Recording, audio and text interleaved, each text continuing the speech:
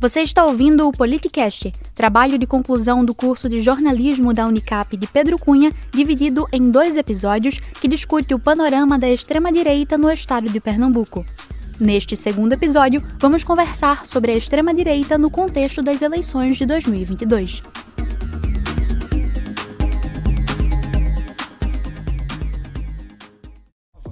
Enquanto num canto Jesus me observa com cara de quem desaprova. Eu acho que eu sou comunista, pois sempre chutei de canhota. Encontrei Maradona gritando Argentina, eu acho que ele é patriota. Sou patriota, sou comunista.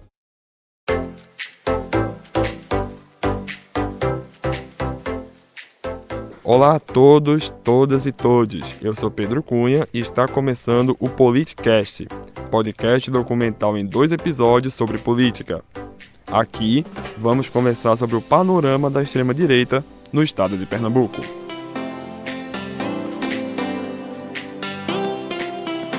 Agora, vamos falar sobre a extrema-direita, só que nas eleições de 2022. Senta que lá vem a história.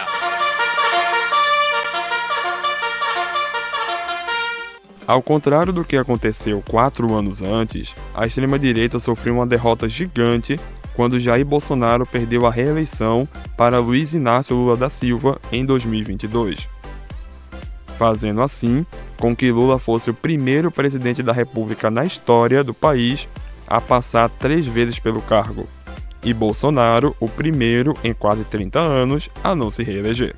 Às 19 horas e 57 minutos, Renata Lopretti chamando minha atenção para este momento.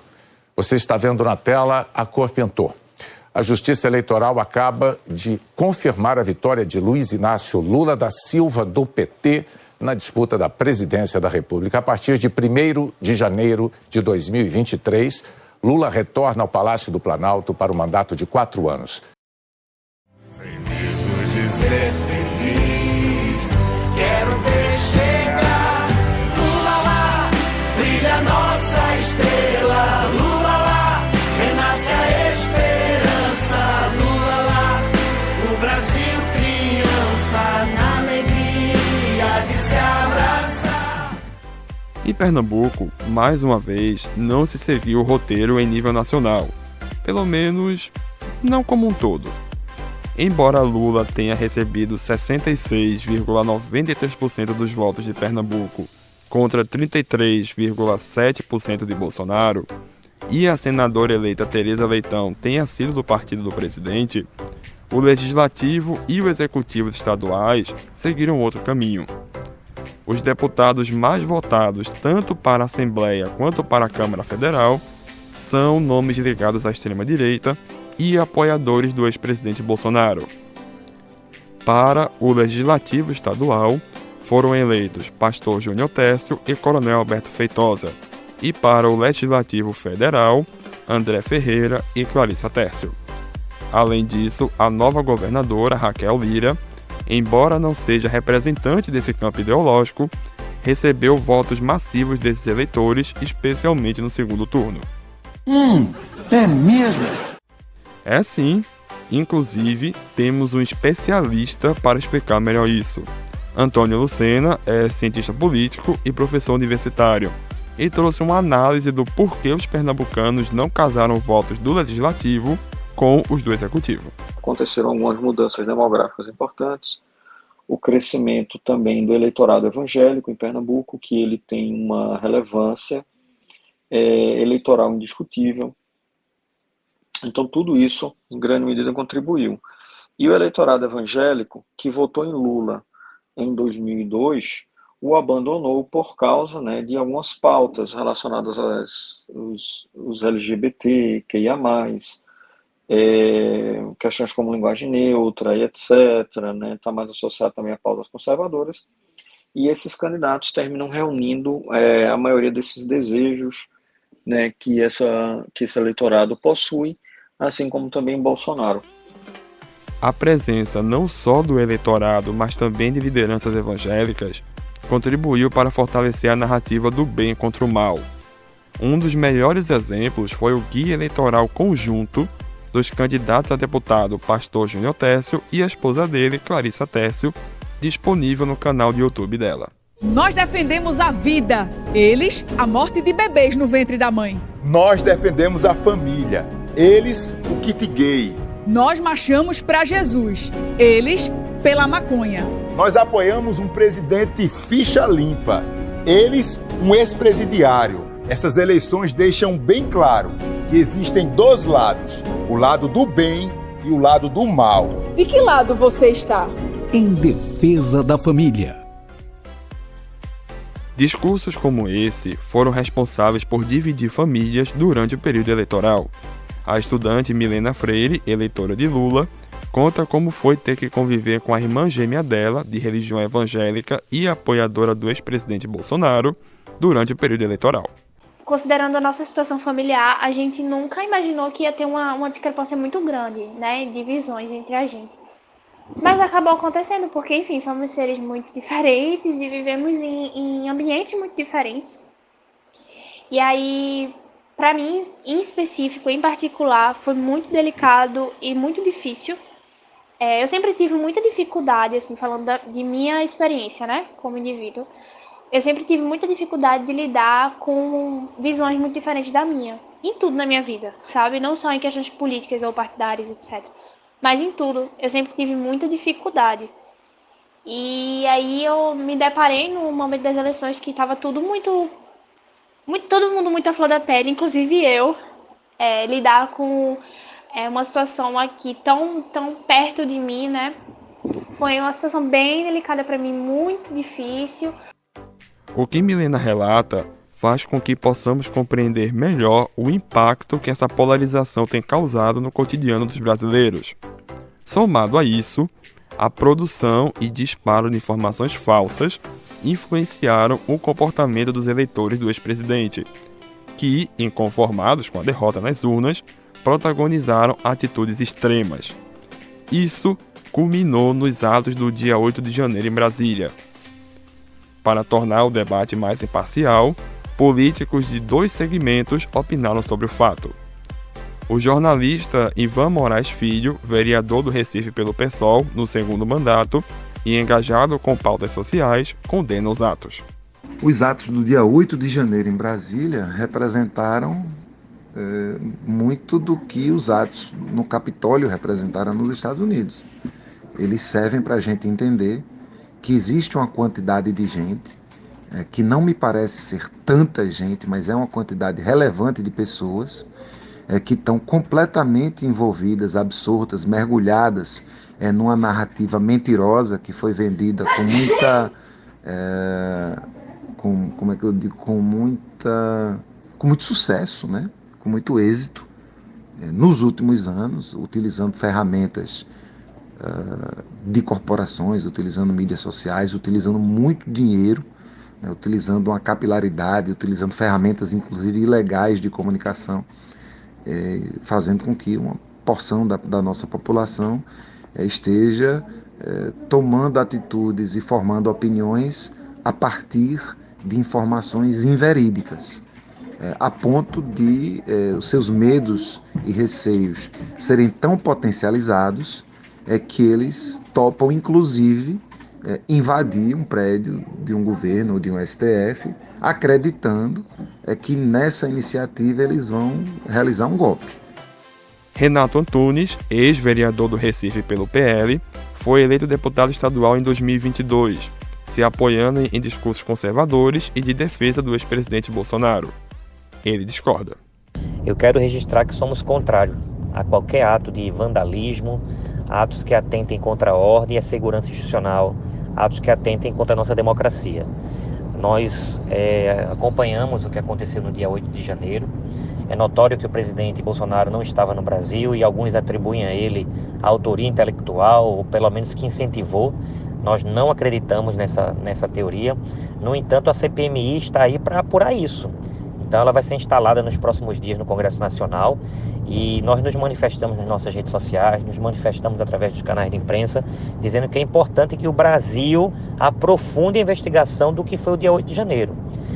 Quem acompanha os noticiários sabe que essas notícias rodaram o mundo. O mundo falou sobre atos que atentaram contra a nossa democracia. E o que muito me estranhou foi o Congresso Nacional sobretudo liderado pelo presidente Lula, que não queria fazer investigação. Antes de continuar, eu quero registrar que a produção contactou mais 5 outros parlamentares, entre eles Michele Collins, Clarice Júnior Tércio, Alberto Feitosa e Coronel Meira. Mas, por conflitos de agenda de alguns e falta de resposta de outros, ficamos apenas com o deputado Ricardo representando esse grupo político. Que tristeza! A eleição de 2022 mostrou em Pernambuco uma mudança no chamado xadrez político, com a vitória de Raquel Lira, do PSDB, para governadora. A tucana derrotou Marília Reis, do Solidariedade, no segundo turno e se tornou a primeira mulher eleita governadora do estado. A definição é em Pernambuco. Raquel Lira é eleita governadora do estado de Pernambuco. Ela venceu Marília Reis do Solidariedade e é a nova governadora do estado de Pernambuco, com uma diferença bem grande, né, Rafa? Muito, muito grande. 17, quase 18 pontos de diferença para Raquel Lira. Além desse fato, a eleição de Raquel quebrou uma hegemonia do PSB no governo do estado, que vinha desde a eleição de Eduardo Campos, primo de Marília Reis, em 2006. Somado a isso, a governadora conseguiu reunir tanto eleitores de Bolsonaro quanto de Lula. Nomes como o deputado federal Mendonça Filho, apoiador do ex-presidente, e a prefeita de Serra Talhada, Márcia Conrado, apoiadora de Lula, estiveram no palanque de Raquel durante o segundo turno. Eu tô passada, chocada. Meu Deus! Jesus! Utilizando do discurso antipetista, a extrema-direita viu em Raquel a candidata ideal, mesmo ela nunca tendo declarado apoio a Bolsonaro em nenhum momento. A tucana fazia contraponto à candidata apoiada por Lula e que alguns meses antes da eleição estava afiliada ao PT. Esse movimento contrário ao presidente Lula e ao partido dele refletiu também na eleição presidencial, fazendo com que eleitores de centro optassem por votar em Bolsonaro com o objetivo de frear a chegada de Lula no eventual segundo turno. O produtor de eventos Felipe Tizei votou no primeiro turno em Ciro Gomes, candidato de centro. Já no segundo, optou pelo candidato de extrema-direita, Jair Bolsonaro. A mudança de Ciro para Bolsonaro no segundo turno, na verdade, foi mais com uma tentativa de expressar, né, o descontentamento da volta de Lula ao poder.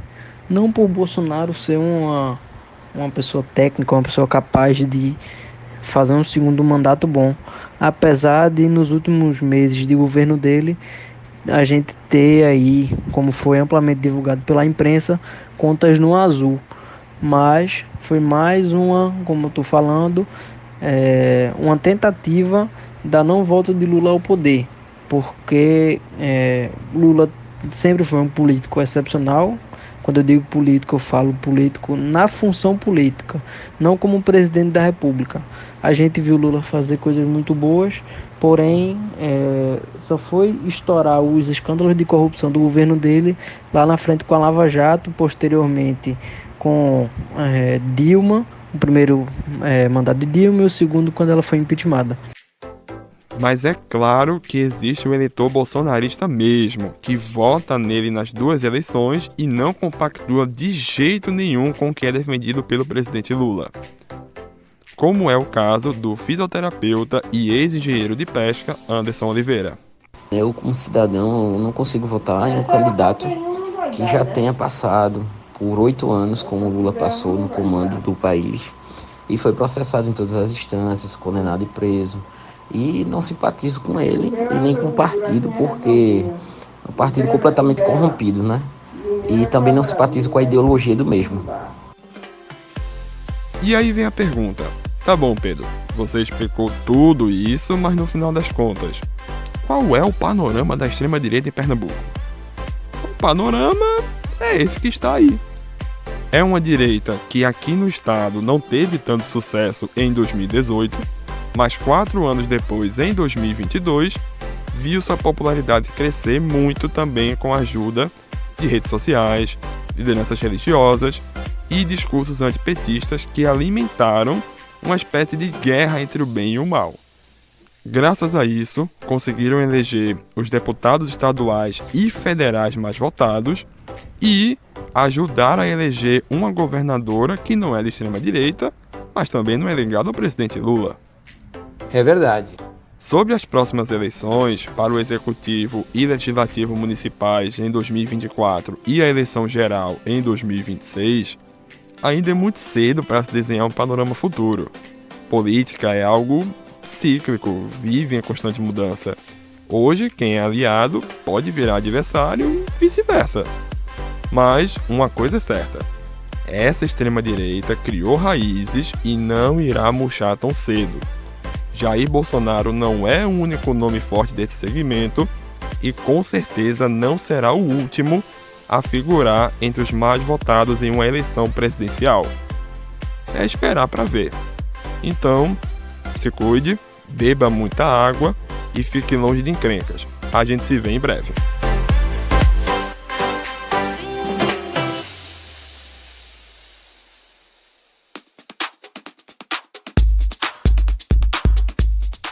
Você ouviu o segundo e último episódio do Politicast, trabalho de conclusão do curso de jornalismo da Unicap de Pedro Cunha, dividido em 2 episódios que discute o panorama da extrema-direita em Pernambuco. Esse trabalho contou com apresentação e produção de Pedro Cunha, vinhetas de Assíria Florencio, trilha sonora Gabriel Pensador, edição de Marcos Gordinho e Pedro Cunha e orientação da professora Andréa Trigueiro.